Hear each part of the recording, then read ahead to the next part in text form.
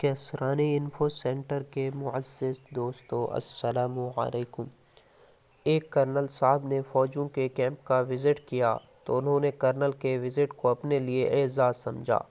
Colonel فوج کے باورچی خانے میں گیا اور باورچی کے پاس کیا اور کہا کہ آج دوپہر کے کھانے میں کیا پکایا ہے؟ باورچی نے کہا کہ سر آج کریلے پکائے ہیں۔ کرنل بہت خوش ہوا اور کہا کہ کریلے تو مجھے بہت پسند ہیں۔ باورچی نے کہا سر آپ نے میرے دل کی بات کہہ ڈالی، کریلے مجھے بھی پسند ہے۔ جب کریلے بنے ہوں تو میں بغیر روٹی کے ہی کریلے کھانا شروع کر دیتا ہوں۔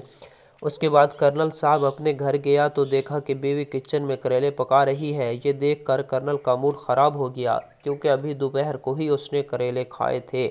خیر اس نے رات کا کھانا کھایا اور سو گیا۔ دوسرے دن کرنل دوبارہ فوجی کیمپ کیا اور باورچی سے پوچھا کھانے میں آج کیا بنایا ہے؟ باورچی نے جوش میں کہا سرکار کھانے میں کریلے بنائے ہیں۔